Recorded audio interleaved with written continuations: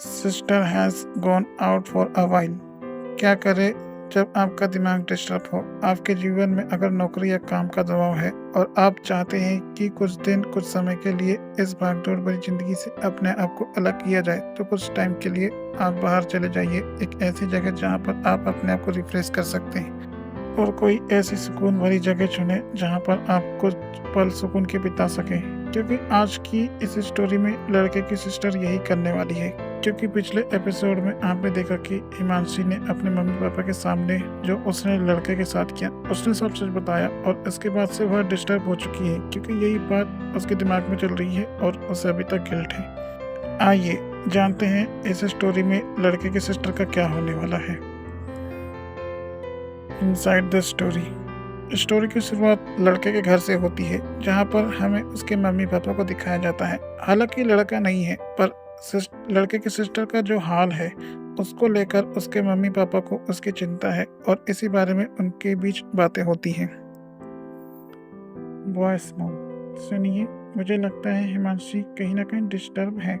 Dad, हाँ तुम ठीक कहती हो, क्योंकि कोई बहन अपने भाई को इस तरह नहीं मारती। बॉस मॉम, देखिए, मुझे लगता है हिमांशी को अपने किए का पछतावा तो है, और उसकी सबसे अच्छी बात यह थी कि उसने सब सच बताया, कुछ छुपाया नहीं। लेकिन कहीं ना कहीं उसने जो किया उसके बाद से वो डिस्टर्ब है। डैड, हाँ, और हमें लगता है कि हमें हिमांशी के लिए कुछ ऐसा करना चाहिए जिससे उसकी डिस्टर्बेंस चली जाए और पहले की तरह हंसती खेलने वाली लड़की बन जाए। अच्छा सुनो, मुझे ऑफिस के लिए देर हो रही है, शाम को मिलते हैं। ठीक है जी, शाम को मिलते हैं। यहाँ पर लड़के के पापा ऑफिस चले जाते हैं, लेकिन लड़के की मम्मी यह सोच रही होती है कि ऐसा क्या किया जाए जिससे लड़के की सिस्टर को थोड़ा सुकून मिल सके। तभी उन्हें ख्याल आता है कि वह नानी को फ़ोन लगाए, क्योंकि उन्हें आशा होती है कि शायद नानी और उनके बीच जो बातें हुई तो नानी उनकी कुछ हेल्प कर सके।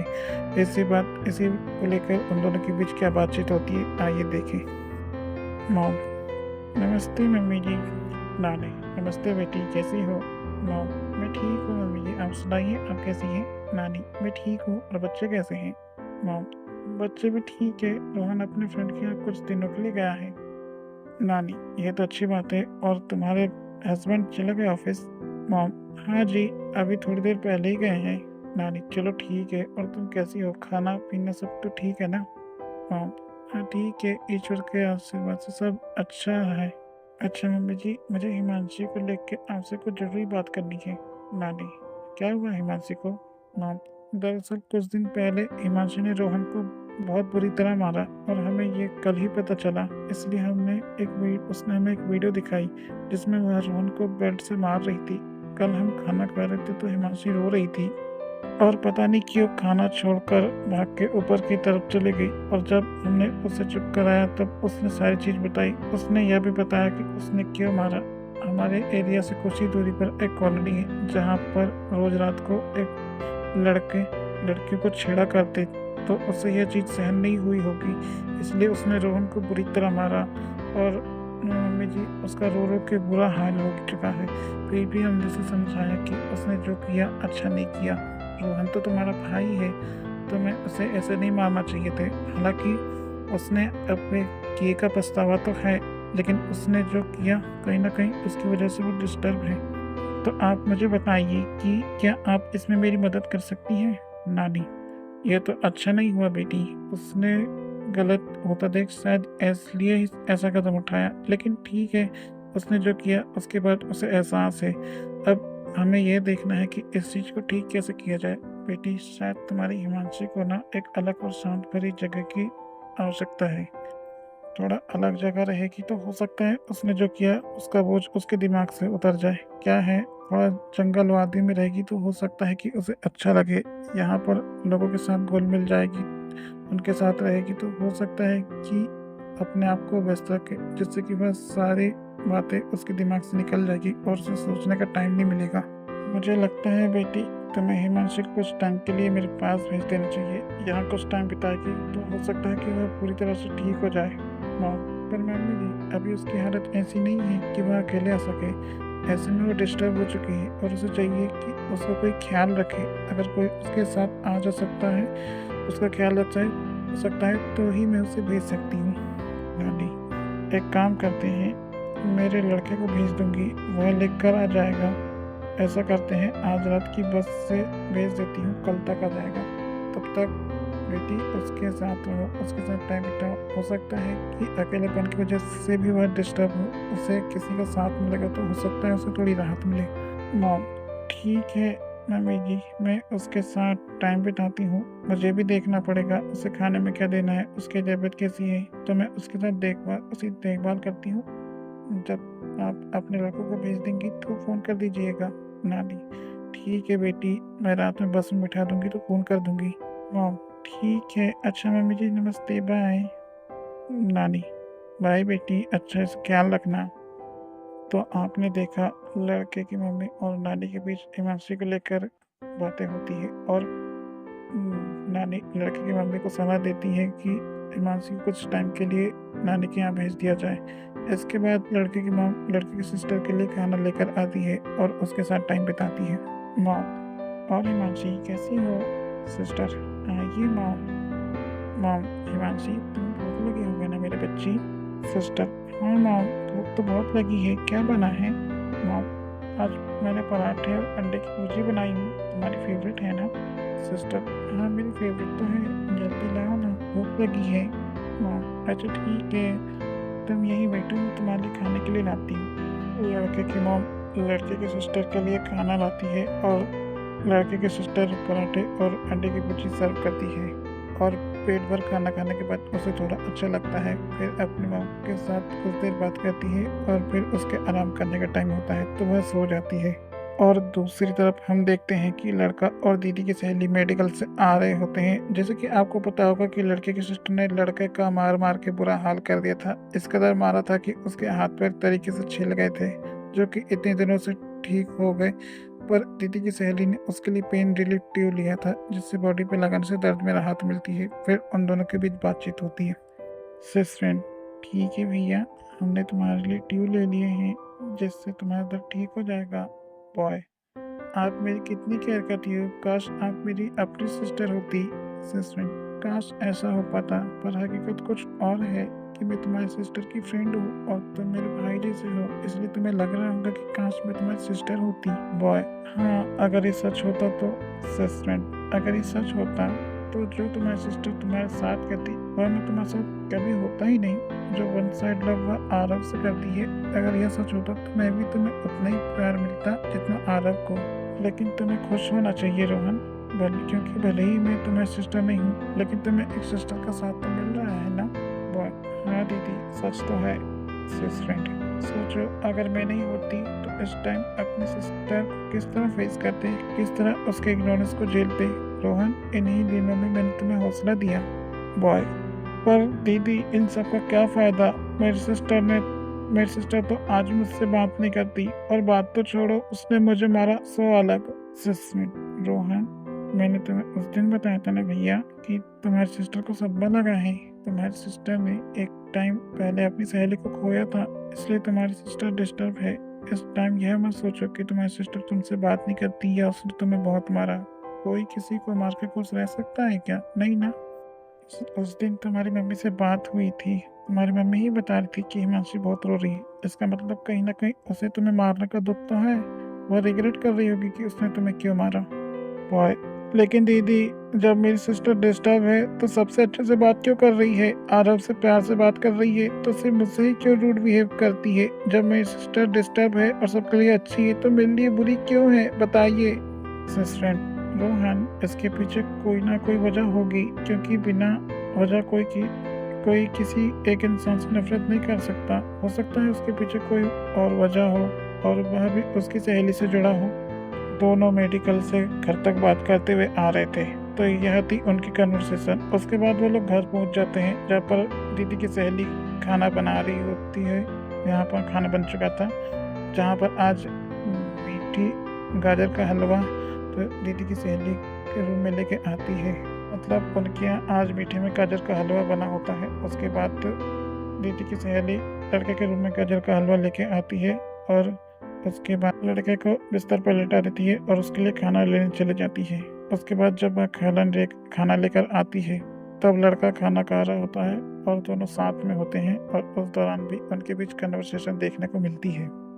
फ्रेंड, तो रोहन, जैसे मैं कह रही थी कि कोई ना कोई वजह जरूर होगी और हमें उस वजह को ढूंढना है, क्योंकि हिमांशी सिर्फ तुमसे ही नफरत करती है या तुमसे ही रूड बिहेव करती है और बाकी के लिए अच्छी है। बॉय, दीदी, एक बात तो है, अगर मैं बुरा हूँ तो सबके लिए बुरा होता ना। अगर मेरी सिस्टर से मेरे से ही मेरे लिए स्ट्रिक्ट है तो मेरे मम्मी पापा के लिए भी तो मैं वैसा ही होगा। अगर मैं सच में बुरा हूँ तो मम्मी पापा मेरे लिए भी तो स्ट्रिक्ट होंगे। फ्रेंड, रोहन, जरूरी नहीं है कि तुम सबके लिए वैसे ही हो। तुम्हारी सिस्टर की कोई ना कोई वजह है जो तो तुम्हारे लिए स्ट्रिक्ट है, और हर किसी की वजह ऐसी नहीं होती। जैसे कि मैं हूँ, तुम्हारे मम्मी पापा है, उनकी कोई वजह नहीं है कि वह तुम्हारे लिए स्ट्रिक्ट हो। पता है, उस दिन मैंने तुम्हें समझाया था कि तुम्हारी सिस्टर ये सब तुम्हारे लिए कर रही है, पर पता नहीं क्यों उस दिन के बाद से मुझे ऐसा लग रहा है कि हिमांशु शायद ये सारी कहानी बना रही है। तुम्हारी सिस्टर ने जो मुझे समझाया उस पर यकीन कर पाना बहुत मुश्किल है। खैर छोड़ो, रोहन, तुम अपना खाना फिनिश कर लो भैया, और ये मैं क्रीम तुम्हें लगा देती हूँ और तुम आराम कर लो, ठीक है? बॉय, ठीक है दीदी। यहाँ पर लड़का खाना फिनिश करता है, उसके बाद दीदी की सहेली उसे क्रीम लगाती है और उसके बाद लड़के के आराम करने का टाइम होता है तो उसे नींद आने लगती है और वह सो जाता है और दीदी की सहेली हमेशा की तरह अपने काम में बिजी हो जाती है। अब हमें नानी के गांव और नानी के घर का सीन दिखाया जाता है, जहाँ पर नानी अपने लड़के से हिमांशु के बारे में बात कर रही होती है। नानी, और तुम्हारी मौसी का फोन आया था और वह हिमांशु को लेकर चिंता में है। उनका कहना है कि हिमांशु ने रोहन के साथ मारपीट की और उसके बाद से उसकी हालत ठीक नहीं है। मुझे लगता है कि कुछ समय के लिए हिमांशु हमारे साथ रहेगी तो हो सकता है कि उसकी हालत में कुछ सुधार जाए, और वह जो सोच रही है जिस वजह से वो डिस्टर्ब है, शायद यहाँ पर उसका मन लग जाए। वैसे भी बहुत दिन हो गए, बहुत टाइम पहले की बात थी जब पूरी फैमिली हमारे यहाँ 10 दिन के लिए आई थी, और कहीं ना कहीं मैं भी हिमांशु से मिलना चाहती हूँ और कुछ टाइम के लिए यहाँ पर आ जाएगी तो हमारे काम में हेल्प हो जाएगी और मेरे साथ टाइम भी बिता लेगी तो उसकी हालत में सुधार आ जाएगा। ब्रदर, हाँ, आपकी बात सही है। अब वहाँ पर उसको अच्छा नहीं लग रहा होगा, लेकिन उनका घर हमारे यहाँ से बहुत दूर है, उसका रिजर्वेशन भी नहीं करा है। नानी, तो एक काम करो, बस से चले जाओ। बस का रिजर्वेशन तो हो जाएगा, आज रात की बस से चले जाओ, कल तुम उनके यहाँ पहुँच जाओगे, फिर एक दिन बिता के बस से ही आ जाना दोनों साथ में। ब्रदर, हाँ, ये ठीक रहेगा। नानी, ठीक है, तो तुम अपना सामान तैयार कर लो आज रात के लिए। आज रात की बस से निकलने की तैयारी करो। हम देखते हैं कि नानी का लड़का अपना बैग पैक कर रहा होता है और जरूरी चीज भी रख ली जाती है। इसके बाद वह बस का रिजर्वेशन करता है, जहाँ पर उसे नीचे वाली स्लीपर सीट अवेलेबल होती है और उसे बुक कर लेता है। और फिर रात का सीन दिखाया जाता है, जहाँ पर नानी का लड़का घर से निकल जाता है और उनका छोटा सा बस स्टैंड था जहाँ पर ज़्यादा बसें नहीं रुकती थी। तो नानी का लड़का बस में रिजर्वेशन कराया होता है और बस शहर के लिए निकल जाती है। रात भर के सफर के बाद नानी का लड़का लड़के के घर पहुंचता है और सभी से मिलने के बाद लड़के की मॉम हिमांशी को बुलाती है। हाँ, हिमांशी, तुम्हारे भैया आए हैं। सिस्टर आती है तब। सिस्टर, नमस्ते भैया। ब्रदर, और क्या हाल है हिमांशी? सिस्टर, मैं ठीक हूँ भैया, आप बताइए आप कैसे हैं और नानी कैसी हैं? ब्रदर, नानी भी ठीक है और तबीयत ठीक नहीं है लगता है तुम्हारी। खाना पीना तो ठीक है ना? सिस्टर, हाँ भैया, खाना पीना, तबीयत थोड़ी खराब तो है पर खाना पीना ठीक है। आप बैठिए, मैं आपके लिए चाय बनाती हूँ। हाँ, अरे हिमांशु, तुम यहीं बैठ जाओ, मैं बना के ला देती हूँ। इस तरह माँ चाय बनाने चली जाती है और सभी टीवी वाले रूम में बैठे होते हैं। उसके बाद चाय पानी चलती है, आपस में भी चर्चा चलती है। उसके बाद लड़के के पेरेंट्स उसे आराम करने के लिए कहते हैं और उसके बाद लड़के की सिस्टर भी सोने चली जाती है। अब शाम का टाइम होता है और हम देखते हैं कि नानी का लड़का और हिमांशी छत में एक साथ टाइम स्पेंड करते हैं, क्योंकि उसे हिमांशी से बात करनी थी जिससे उसे अकेलापन न लगे। ब्रदर और हिमांशी, कैसा चल रहा है तुम्हारा कॉलेज? सिस्टर, अच्छा चल रहा है भैया। ब्रदर, कौन से ईयर में हो वैसे? सिस्टर, 3rd ईयर में हूँ। ब्रदर, और फिर अपने करियर के बारे में क्या प्लान किया है? सिस्टर, अभी तो 3 सेमेस्टर और है भैया। फिर मैं सोच रही हूँ कि एक अच्छी सी जॉब के लिए अप्लाई करूँ, साथ ही ब्यूटी पार्लर का कोर्स भी करूँ। क्या है, हमारे घर में सिर्फ पापा ही है जो कमाते हैं और पापा ही जानते हैं कि वह हम बच्चों को कैसे पाल रहे हैं। उनकी सैलरी डिसेंट है जिससे घर का खर्चा तो चल जाता है, लेकिन कभी कभी बजट भी बिगड़ जाता है, जिससे फाइनेंशियल कंडीशन थोड़ी लो हो जाती है। इसलिए मैं सोच रही हूँ कि अपने स्टडी कंप्लीट करके जब मैं जॉब के लिए अप्लाई करूँ, जिससे मेरी फैमिली को फाइनेंशियल सपोर्ट मिल जाएगा। ब्रदर, ये तो अच्छी बात है कि तुम अपने परिवार के बारे में सोच रही हो, और यह जरूरी भी है, क्योंकि अगर परिवार में सिर्फ एक ही कमाने वाला होगा तो घर चलाना बहुत मुश्किल हो जाता है। अगर परिवार में एक दो काम करने वाले हो तो परिवार को आर्थिक मदद भी हो जाती है। वैसे जॉब के साथ साथ अगर तुम्हारी कोई हॉबी हो या तुम्हारा कोई पसंदीदा एक्टिविटी, तुम उसे भी करियर के रूप में कर सकती हो। सिस्टर, भैया मेरी हॉबी तो बहुत सारी है, लेकिन मैं आपको बताना चाहती हूँ कि मैं एक से ज़्यादा अर्निंग सोर्स बना रही हूँ। जैसे कि आपको पता है, मेरा इंस्टाग्राम में अकाउंट है, मैं एक कंटेंट क्रिएटर हूँ और इंस्टाग्राम से अपनी रील के ज़रिए उससे भी अर्निंग करती हूँ, जिससे फैमिली के फाइनेंशियल सपोर्ट तो मिल जाता है, लेकिन उतना भी काफ़ी नहीं है। मुझे चाहिए कि पापा के ऊपर से प्रेशर थोड़ा कम हो जाए और इन्हें थोड़ा आराम करने को मिले। क्या है, हमारे परिवार में अगर 2 लोग कमाने वाले होंगे तो ज़्यादा पैसा आएगा, जिससे हमारी फाइनेंशियल कंडीशन पूरी तरह समाप्त हो जाएगी। ब्रदर, हिमांशी, तुम्हारी सोच परिवार के प्रति बहुत अच्छी है। तुम अपने परिवार की मदद करना चाहती हो, जान के अच्छा लगा। सिस्टर, थैंक यू भैया। ब्रदर, पर हिमांशी, मुझे समझ में नहीं आ रहा, मम्मी ने कहा कि तुम्हारी तबीयत ठीक नहीं है, सब ठीक है ना? सिस्टर, नहीं भैया, इतना टेंशन मत लीजिए, मैं ठीक हूँ। लड़के की सिस्टर ने कह तो दिया, लेकिन उसका चेहरा कुछ और ही बता रहा था। वह थोड़ी उदास मालूम हो रही थी और मायूस हो गई थी। ब्रदर, हिमांशी क्या हुआ, तुम उदास लग रही हो? सिस्टर, भैया अब मैं आपको कैसे बताऊं? ब्रदर, हिमांशी, कोई टेंशन वाली बात नहीं है, आराम से बताओ क्या हुआ। सिस्टर, भैया मुझे यकीन नहीं होता, लेकिन मैंने रोहन को बहुत बुरी तरह मारा। मुझे माफ़ कर दीजिए, मुझे ऐसा नहीं करना चाहिए था। मैंने बहुत बुरा किया। ठीक है, हम दोनों के बीच दरार जरूर आ गई, लेकिन मुझे किसने हक दिया है भैया कि मैं उसे इतनी बुरी तरह मारूं? ठीक है, मुझे उससे नफरत है उसे, लेकिन मैं इस तरह से नहीं मार सकती। भैया बात यह है कि स्कूल टाइम में मैंने अपनी बहुत अच्छी सहेली को गवा दिया, क्योंकि कुछ लड़के उसके साथ जबरदस्ती करते थे। और यहाँ से कुछ ही दूरी पर एक कॉलोनी है, वहाँ भी मेरी सहेली है, और उसकी सिस्टर के साथ भी ऐसे ही हुआ था। और मुझे सहन नहीं है कि मेरी सहेली या उसके सिस्टर को, या जितनी भी लड़कियाँ हैं उनके साथ जबरदस्ती हो, इसलिए मुझे एक कदम उठाना पड़ा। नहीं तो मैं ऐसे नहीं मार सकती किसी को।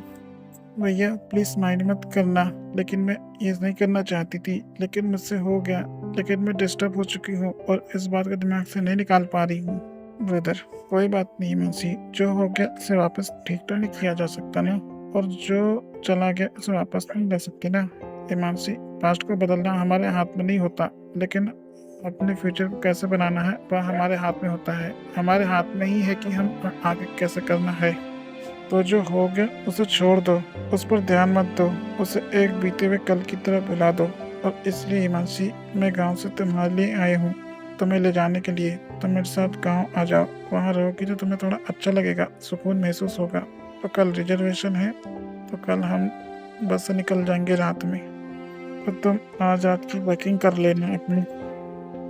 ठीक है भैया, अब रात हो गई, चलो नीचे चलते हैं। शाम को छत में ठंडी हवा खाने के बाद और एक दूसरे से बातचीत करने के बाद दोनों नीचे आते हैं, और अब रात हो जाती है तो सभी डिनर कर लेते हैं। और उसके बाद हम देखते हैं कि लड़के की सिस्टर अपने कपड़े बैग में रख रही होती है, यानी कि पैकिंग कर रही होती है। उसमें उसके आउटफिट्स जैसे कि ग्रीन लाइन टी शर्ट, गुलाबी फूलों वाली कुर्ती, गुलाबी सलवार, ग्रीन कलर की कुर्ती, ब्लैक कलर का हेरा, ब्लू कलर की टी शर्ट, रेड फ्रॉक वाली कुर्ती, पिंक कलर की पर्पल कुर्ती, दुपट्टा यानी कि रक्षाबंधन वाला आउटफिट। और यह सभी आउटफिट लड़के की सिस्टर बैग में पैक कर लेती है। और फिर हम देखते हैं कि लड़के की सिस्टर एक आखिरी रात अपनी मम्मी के साथ बिता रही होती है, जहाँ पर वह दोनों बातें करते कभी अपनी मम्मी के गोदी में सिर रख के सो जाती। अब सोने का टाइम होता है तो सारी फैमिली सो जाती है। अब अगला दिन होता है, जहाँ पर नानी का लड़का लड़के के पापा से बातचीत कर रहा होता है और लड़के के सिस्टर अपनी मम्मी के साथ खाना बनाने में लग जाती है। और ऐसे ही एक्टिविटीज़ में पूरा दिन भी चला जाता है और अब शाम को लड़के की सिस्टर तैयार हो जाती है और हम देखते हैं कि लड़के की मम्मी उन दोनों के लिए नाश्ता तैयार कर रही होती है, जहाँ पे फूल गोभी की सूखी सब्जी और पूरियाँ छन रही होती है, यानी कि सफ़र में खाने के लिए उनका टिफिन रेडी हो जाता है। और अब इधर हम देखते हैं कि लड़के की सिस्टर अपना रेड फ्रॉक व सलवार सूट वाला आउटफिट डाल चुकी है और अपना बैग पैक करने के बाद वह मेकअप कर रही होती है। और इसके पहले हम आपको बता दें कि लड़के की सिस्टर जब बैग पैक कर रही होती है तो अपने आप को रिलैक्स करने के लिए वह मोबाइल पे गाने चालू कर देती है और उसकी प्लेलिस्ट अरिजीत सिंह, जुबिन नौटियाल, श्रेया घोषाल, सचिन टंडन, परम्परा ठाकुर, नीति मोहन, मोहित चौहान, अरमान मलिक के गानों की होती है। और इन सभी गानों के दौरान उसका फ़ोन एक बार फिर तकिया के ऊपर रखा हुआ था, लेकिन इस बार लड़का नहीं था तो इसका कोई मतलब नहीं था। पर लड़के की सिस्टर इन गानों को बजाती और साथ में गाना भी गाती और जब मेकअप भी कर रही थी तब भी वह गाने सुन रही थी। और अब वह पल आ जाता है जहाँ पर वह दोनों निकलने के लिए रेडी है और यहाँ पर नानी का लड़का लड़के की मॉम को बाय करता है और साथ में हिमांशी होती है और लड़के की सिस्टर को बाय बोलते समय लड़के की मॉम थोड़ा इमोशनल हो जाती है, जहाँ पर लड़के की सिस्टर भी थोड़ा इमोशनल हो जाती है, जहाँ पर लड़के के पापा कार निकालते हैं, जहाँ पर वह उन दोनों को बस स्टैंड छोड़ देते हैं क्योंकि उनकी बस 9 बजे की है और बस स्टैंड लड़के घर से दूर है। और हम देखते हैं कि कार सामने खड़ी हो चुकी है और जहाँ पर नानी का लड़का बैठ जाते हैं और फिर हमें लड़के की मॉम को दिखाया जाता है जहाँ पर वह गेट पर खड़ी है और उसके बाद एक बार फिर हिमांशी से आखिरी बार बात करते हुए उन्हें से बाय करती है और फिर हिमांशी कार पर बैठ जाती है और उनकी कार बस स्टैंड के लिए निकल जाती है। इस तरह लड़के की सिस्टर नानी की लड़के के साथ अपने घर से चली जाती है और यही हमारी स्टोरी एंड हो जाती है। Central idea. तो जैसे कि आपने इस स्टोरी में देखा कि लड़के के सिस्टर की यह हालत देखकर उसके मम्मी पापा उसके लिए कुछ करना चाह रहे थे पर उन्हें समझ नहीं आया कि वह करे क्या। तभी लड़की की मम्मी को आइडिया आता है कि वह नानी से बात करे इस बारे में। और यहाँ पर जो हिमांशी को लेकर दिक्कत है उसका नानी की लड़की को बहुत उसके लिए नानी बहुत अच्छा उपाय देती है कि अगर वह कुछ टाइम अलग वातावरण में समय बिताए तो हो सकता है कि उसे सुकून मिले और उसका दिमाग रिफ्रेश हो। तो यहाँ पर लड़के की सिस्टर तो जा चुकी है, अभी उसके मम्मी पापा अकेले हैं, तो कैसा जाएगा उनका यह समय अपनी बेटी के बगैर, यह तो आपको जानने मिलेगा ऑडियो सीरीज की अगली स्टोरी में। मोरल ऑफ द स्टोरी, अपने आप को तरोताजा रखने के लिए एक अलग वातावरण में समय बिताना सेहत के लिए अच्छा होता है। मिलेंगे ऑडियो सीरीज की नई स्टोरी के साथ, तब तक के लिए धन्यवाद।